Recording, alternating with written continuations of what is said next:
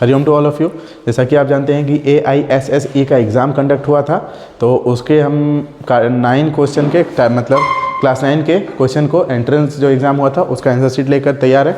तो सबसे सटीक आंसर होगा, आप कमेंट बॉक्स में कमेंट करें कि आपका कितना क्वेश्चन शुरू हुआ। तो चलिए शुरू करते हैं। तो पहला, अब कॉम्बिनेशन क्या है, बटर एंड ब्रेड होता है या ब्रेड एंड बटर? तो राइट आंसर होता है ब्रेड एंड बटर। तो ब्रेड सी से एक ही ऑप्शन शुरू होगा। अगला देखते हैं, it is important to observe traffic rules. ठीक है, इसे लॉजिकल ऑर्डर में सजाना है। तो यहाँ पे क्या होना चाहिए, इट इज़ इंपॉर्टेंट। ठीक है, इट इज़ इंपॉर्टेंट, सी के बाद एक इसमें, सी के बाद एक ही ऑप्शन में है, तो इसका राइट आंसर हो जाएगा क्वेश्चन ऑप्शन नंबर 1। चलिए आगे बढ़ते हैं। Choose the correct option fill the blanks. ठीक है, तो ही वॉज टू वीक, 2 होगा। आगे बढ़ते हैं। Are you looking anything in particular, इन होगा इसका आंसर। आगे बढ़ते हैं। चलिए, इसका ये क्वेश्चन हो सकता था कि आप लोगों को प्रॉब्लम हुई होगी, क्योंकि इसमें से बहुत सारे बुक्स को आपको नाम हो सकता है याद हो सकता है नहीं याद हो। तो 2 मिलाना था इसका। देखिए, Swami and friends written by RK Narayan, and सबको पता है कि Harry Potter is written by JK Rowling. तो आपको मिलाना है कि बी का 3 कितने ऑप्शन में, बी का 3 एक ही ऑप्शन में है, तो एक ही ऑप्शन में है, तो बात खत्म हो गया। आगे देखते हैं। अब ये वॉइस एक बहुत ईजी वॉइस क्वेश्चन आया था, उम्मीद है कि आप सभी ने इसका आंसर सही किया होगा। आगे देखते हैं। ठीक है, the mason is building a wall, the wall is being build by the mason, the wall is being build by the mason. आगे, choose the correct option, he is dash. अब इसका राइट आंसर होना चाहिए star. कहते हैं ना कि तुम्हारे सितारे थोड़े से तकलीफ में चल रहे हैं, तुम्हारे इस ग्रह में ये है वो है, तो इसका राइट आंसर होना चाहिए स्टार। आगे बढ़ते हैं। चलिए, okay, Ram and his brother. अब राम एंड हिज ब्रदर आ गया तो सिंगुलर ना होकर क्या हो जाएगा, एंड के कारण प्लूरल हो गया, तो यहाँ पे राइट आंसर होगा वर। आगे बढ़ते हैं। Okay, my sister said that. अब ये डायरेक्ट इनडायरेक्ट स्पीच का सेंटेंस है। अब my sister said you lied to me yesterday. तो यस्टरडे किस में चेंज होता है, प्रीवियस डे में। तो प्रीवियस डे के, तो ये आंसर खत्म, ये आंसर खत्म। अब 2 ऑप्शन बच रहा है। अब देखिए, my sister said to me, तो यू आई में चेंज होगा, तो आई किस में है, I had lied to him the previous day. ठीक है, तो इसका ऑप्शन राइट आंसर होगा option number 3। Identify the board of director. इसमें नाउन कौन है, तो इसमें नाउन है द बोर्ड ऑफ डायरेक्टर्स। ये पूरा का पूरा एक वर्ड ही है। ठीक है, तो the board of directors is right answer. आगे बढ़ते हैं। Sam is a handsome man, बहुत इजी क्वेश्चन, सभी ने सही किया होगा उसका। आगे बढ़ते हैं। Choose the correct option fill the blanks. A man, the injured man. ठीक है, इंजर्ड मैन यहाँ पे डाइड है। ठीक है ना, डाइड है पास्ट में, तो पास्ट में इंजर्ड भी होगा। आगे देखते हैं। The positive degree of, positive degree कौन है इसमें, तो hot is positive degree, hotter जो है वो कंपैरेटिव डिग्री है, हॉट इज सुपरलेटिव डिग्री। आगे बढ़ते हैं। डिड यू, ठीक है, did you see her paintings, किसी को कोई प्रॉब्लम नहीं होगी। एक बहुत, आप कह सकते हैं कि बहुत ईजी क्वेश्चन आया। आगे बढ़ते हैं। चलिए, हम पैसेज में पहुँच गए हैं। अब पैसेज ये लुइस बैरली के बारे में था, तो आगे बढ़ते हैं। इसका राइट आंसर क्या होगा, तो अगर आप ढूंढेंगे तो इसका राइट आंसर आपको क्या मिलेगा कि it was difficult to comprehend. ठीक है, हु इज सिस्टम, तो शुरुआत में देखेंगे, इसलिए लुइस ब्रेली ने इसे आगे चल के बढ़ाया, और इसका राइट आंसर होगा हु इज सिस्टम। ठीक है, क्योंकि वो उन्हें सीखने में परेशानी होती थी। अब लुइस ब्रेली किस लिए फेमस है, तो इन्हें inventor of system the reading writing for blind, मतलब ब्लाइंड लोग पढ़ सकें लिख सकें, इसके लिए इन्होंने एक सिस्टम बनाया था। ठीक है, अब आगे बढ़ते हैं हम लोग। रिलीफ, ठीक है, अब हम आगे देखेंगे। Here the word relief means, अब इसका पैसेज में देखिए, पहले ही पैराग्राफ में, वैलेंटिन हेवे is developed a system of reading for blind, he printed normal letters in relief that could felt by touch. ठीक है, तो यहाँ पे क्या है, यहाँ पे देखिए नॉर्मल लेटर है। ठीक है, नॉर्मल लेटर्स, नॉर्मल मतलब सिर्फ टच करके जिसे पता लगा सके, तो इसका राइट आंसर क्या होगा, इसका राइट आंसर होगा नॉर्मल फॉर्म। ठीक है, इसका राइट आंसर क्या हो जाएगा, नॉर्मल फॉर्म। चलिए आगे बढ़ते हैं। Give the synonym of invent, तो इन्वेंट का सिनोनिम क्या होगा, बहुत आसान क्वेश्चन है ये। इन्वेंट का सिनोनिम क्या होगा, इन्वेंट का सिनोनिम होगा क्रिएट। ठीक है, give the synonym of develop, develop का क्या होगा, डिक्लाइन, बहुत ईजी क्वेश्चन आया था। ठीक है, टेक, टेक का सिनोनिम क्या होगा, टेक का सिनोनिम होगा एक्सेप्ट। यस, बिल्कुल सही बात है, टेक मतलब लेना, तो एक्सेप्ट मतलब भी स्वीकार करना, एक्सेप्ट, बहुत इजी क्वेश्चन था। द एंटोनिम ऑफ स्टिफ, तो स्टिफ का एंटोनिम होता है लिम्प। ठीक है, अब आगे देखते हैं।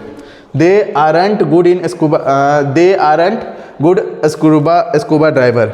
अब यहाँ पे देखिए, ये एक क्वेश्चन टैग का क्वेश्चन है, तो क्वेश्चन टैग में सिंपल सा बात, अगर एक पॉजिटिव होगा तो दूसरा नेगेटिव होगा, ठीक है। तो यहाँ पे देखिए ये एक नेगेटिव है तो हमें पॉजिटिव, अब यहाँ पे आर है तो आर के साथ आर दे, बात खत्म। उसके which of the following is assertive sentence, Taj Mahal is a beautiful sentence, ये कैसा है, ये एक असर्टिव सेंटेंस है। आगे बढ़ते हैं, चलिए ये एक अच्छा क्वेश्चन है, आपने उम्मीद किया होगा कि, अब देखिए सबसे पहले हमें छांटना था क्या कि डिस्कवरी ऑफ इंडिया। अब हर बच्चे को ये पता होगा कि Discovery of India is written by Jawaharlal Nehru. तो जवाहरलाल नेहरू, अब यहाँ पे देख सकते हैं आप कि डी का 2 कितने ऑप्शन में है, तो डी का 2 दो ऑप्शन में, ये खत्म ये खत्म। अब आपके पास 50-50% चांस था सही करने का। तो अब देखते हैं कि किन बच्चों ने सही किया। अब geography lesson is written by Zulfikar Ghose, ठीक है। तो अब देखते हैं सी का 4 किस में है, सी का 4 इसमें है ना। तो सी का 4 right answer is option number 4। क्या आपका ये सही हुआ, right answer is option number 4। चलिए आगे बढ़ते हैं।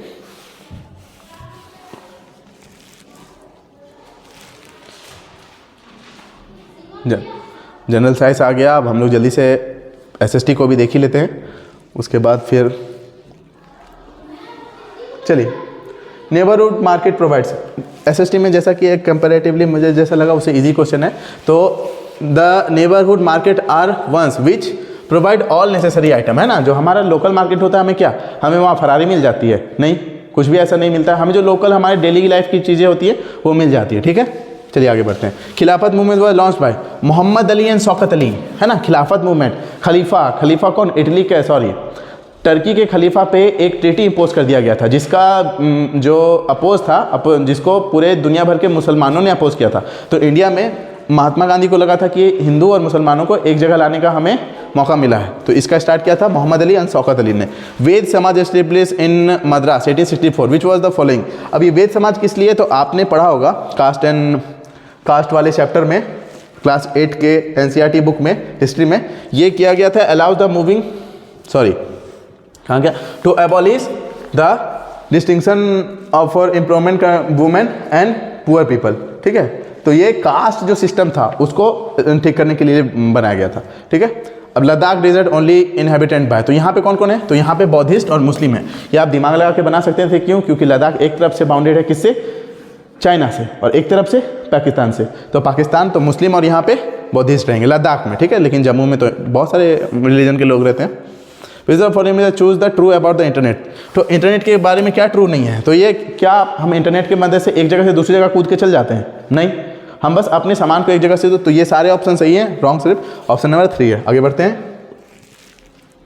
The following is known as orchid of the world, तो मेडिटेरियन रीजन को जो है ना वो ऑर्किड ऑफ द वर्ल्ड बोला जाता है, क्योंकि यहाँ पे बहुत सारे वेजिटेशन पाए जाते हैं।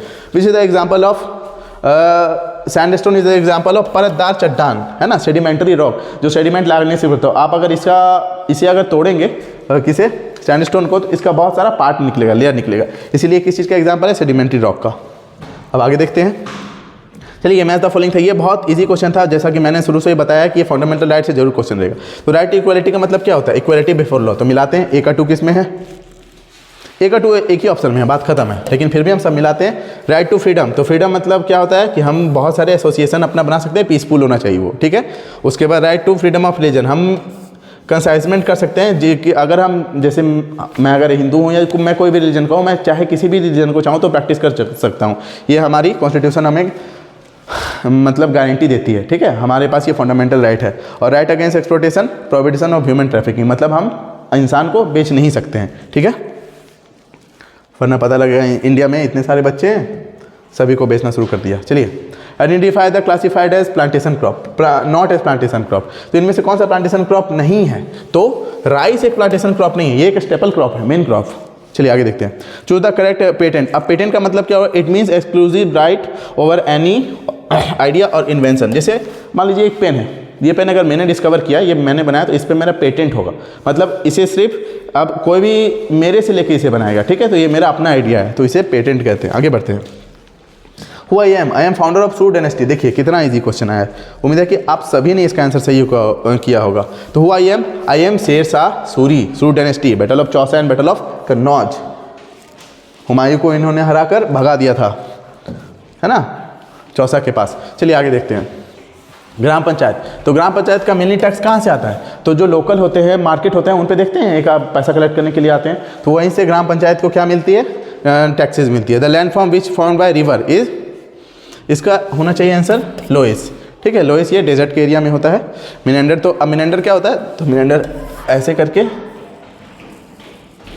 आपने देखा होगा रिवर एक ऐसा करके कुछ टाइप का एस टाइप का फॉर्म बनाती है, इसे क्या कहते हैं, मिएंडर्स। आगे बढ़ते हैं।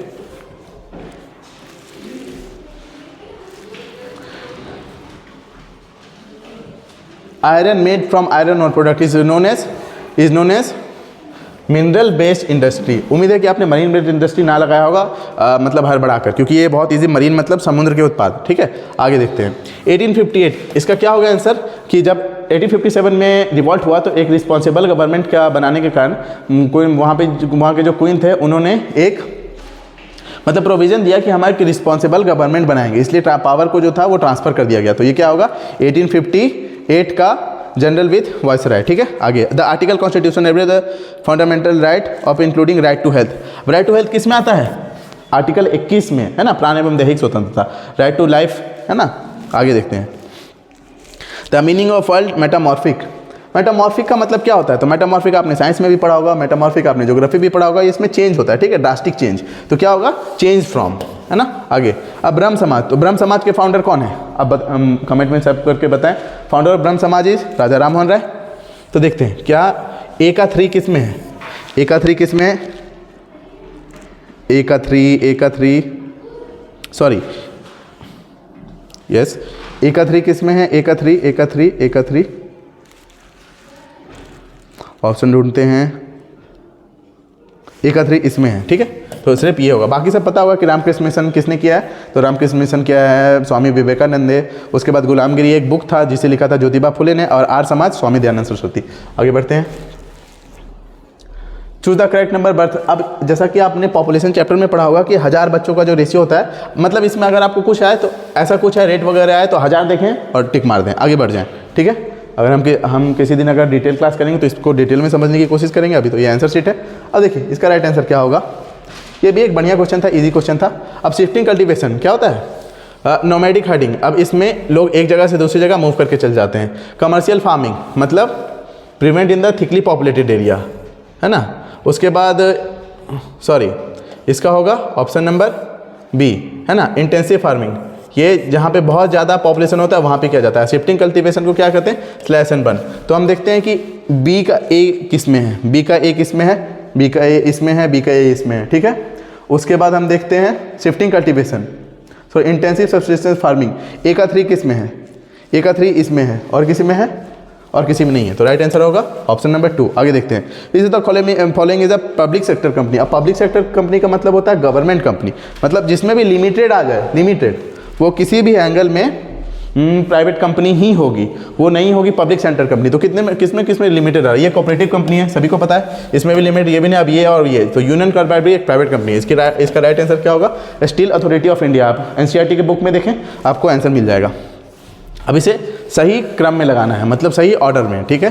तो सबसे पहले कौन, तो early Rajputas, where is early Rajput dynasty. जैसा कि आपको पता है कि महाराणा प्रताप, और उससे भी अगर हम पहले जाएं 1191 में, तो उस समय दिल्ली के राजा कौन थे, आप सभी को पता है। दिल्ली के राजा थे उस समय पृथ्वीराज चौहान, जिन्हें मोहम्मद गौरी ने धोखे से हरा दिया था। तो उसके बाद तो सबसे पहले डी होगा, तो डी कितने ऑप्शन में, तो डी दो ऑप्शन में। और सबसे लास्ट में कौन आया, तो सबसे लास्ट में लोधी डायनेस्टी आए हैं, जिसे हराया किसने, बाबर ने, फर्स्ट बैटल ऑफ पानीपत, किसे, सिकंदर लोधी को। तो आगे बढ़ते हैं, सॉरी सिकंदर लोधी नहीं होगा, मतलब लोधी डायनेस्टी इसका राइट सबसे एंड में जाएगा। तो ई किस में है, ई ऑप्शन नंबर ई में है, इब्राहिम लोधी, यस इब्राहिम लोधी, सिकंदर लोधी नहीं, जैसा कि मैंने कहा। चलिए आगे देखते हैं। अब ये देखिए, आपको अगर इसमें ऑप्शन बहुत सारा पता होगा कि साल्ट मार्च किसने चलाया था, तो साल्ट मार्च बहुत सभी को पता है महात्मा गांधी ने चलाया था, ठीक है। साबरमती आश्रम से दांडी तक, ठीक है। आगे देखते हैं हम लोग, तो सी का 4 किस में है, सी का 4 कितने ऑप्शन में, सी का 4 एक ही ऑप्शन में है, ठीक है। सी का 4 एक ही ऑप्शन में है, तो इसका राइट आंसर होगा option number B. Salt march किसने चलाया था, महात्मा गांधी ने।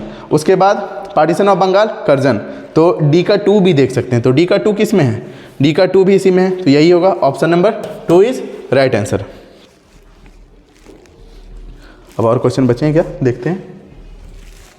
नहीं हो गया, जैसा कि आप देख सकते हैं कि हमने सारे के सारे आंसर को करवा दिया है।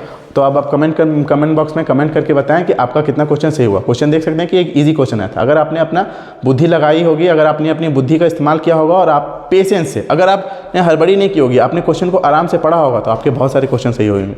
चलिए मिलते हैं फिर।